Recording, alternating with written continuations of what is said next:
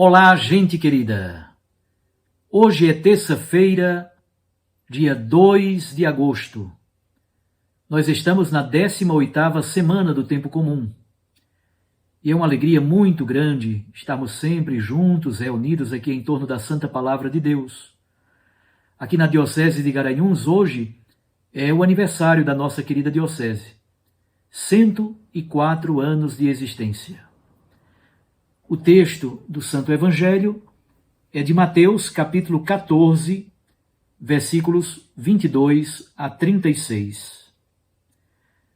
Depois que a multidão comera até saciar-se, Jesus mandou que os discípulos entrassem na barca e seguissem à sua frente, para o outro lado do mar, enquanto ele despediria as multidões. Depois de despedi-las, Jesus subiu ao monte para orar a sós. A noite chegou e Jesus continuava lá, sozinho. A barca, porém, já longe da terra, era agitada pelas ondas, pois o vento era contrário. Pelas 3 horas da manhã, Jesus veio até os discípulos, andando sobre o mar. Quando os discípulos o avistaram, andando sobre o mar, ficaram apavorados e disseram: "É um fantasma." E gritaram de medo. Jesus, porém, logo lhes disse: "Coragem, sou eu, não tenhais medo." Então Pedro lhe disse: "Senhor, se és tu, manda-me ir ao teu encontro caminhando sobre a água." E Jesus respondeu: "Vem." Pedro desceu da barca e começou a andar sobre a água em direção a Jesus. Mas quando sentiu o vento, ficou com medo e, começando a afundar, gritou: "Senhor, salva-me." Jesus logo estendeu a mão, segurou Pedro e lhe disse: "Homem fraco na fé, por que duvidaste?" Assim que subiram na barca, o vento se acalmou. Os que estavam na barca prostraram-se diante dele, dizendo: "Verdadeiramente, tu és o Filho de Deus." Após a travessia, desembarcaram em Genezaré. Os habitantes daquele lugar reconheceram Jesus e espalharam a notícia por toda a região. Então levaram a ele todos os doentes e pediam que pudessem, ao menos, tocar a barra de sua veste. E todos os que a tocaram ficaram curados. Palavra da salvação.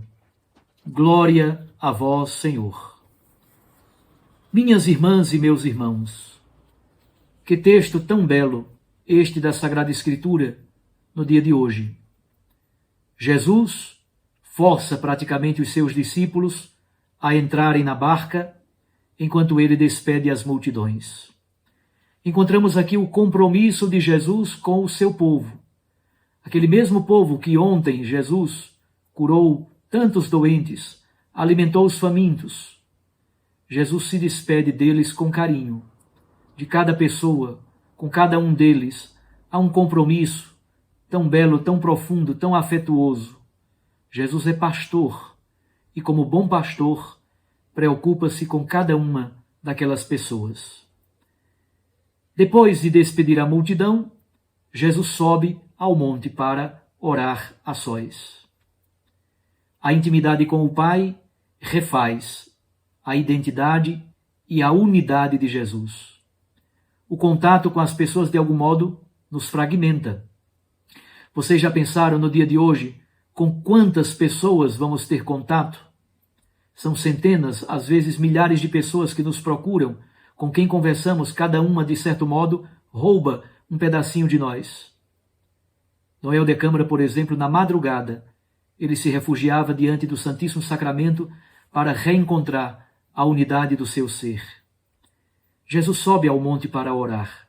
Na intimidade com o Pai, ele recobra a unidade do seu ser.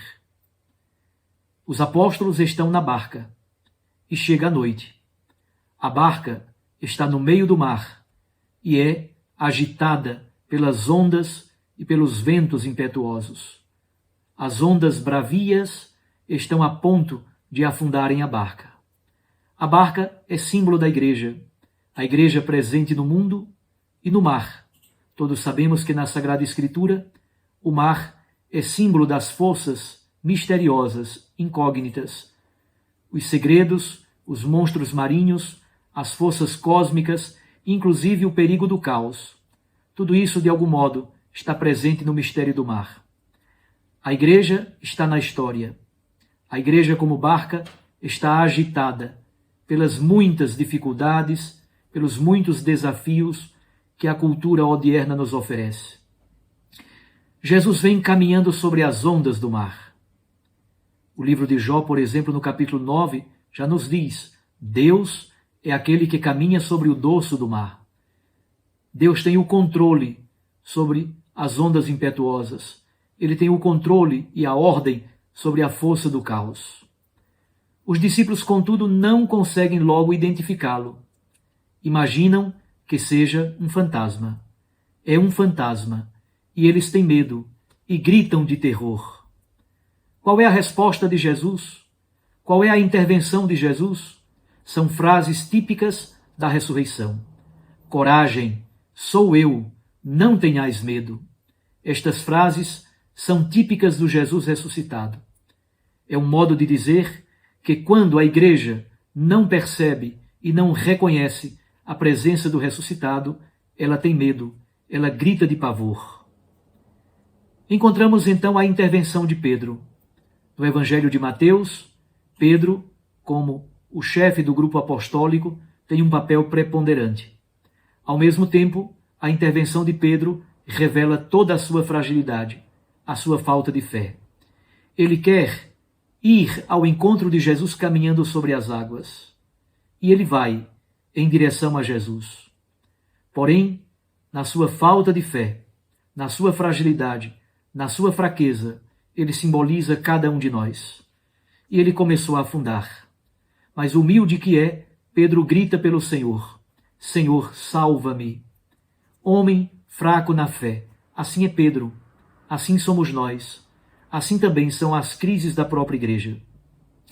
Jesus vai ao encontro de Pedro, o toma pela mão e o leva de volta à barca. Quando Jesus sobe à barca, o vento amaina, o vento acalma, tudo se torna bonança e calmaria. O que é que os discípulos dizem? Eles reconhecem verdadeiramente: Tu és o Filho de Deus. Os discípulos, na força misteriosa de Cristo, que é Senhor, inclusive, das forças caóticas, com o poder de sua palavra, ele ordena o caos, ele ordena e acalma os ventos impetuosos. Somente assim concluem a travessia. O grande objetivo da vida do ser humano é fazer a travessia. Há um mar bravio e agitado diante de nós, o mar da cultura, do relativismo, da fragmentação. Mas todos somos chamados a fazer a travessia e a aportar em Genezaré. Quando Jesus desce da barca, as multidões logo o reconhecem. As multidões levam a Jesus doentes de todas as partes. Eles tocam o Senhor, e nesses toques salvíficos, Jesus liberta, Jesus refaz, todos ficam curados. Quantos elementos belos, docilidades de Deus na verdade, são sutilezas que a Sagrada Escritura nos oferece. Mas uma coisa fortíssima e bela no texto de hoje é a presença de Pedro.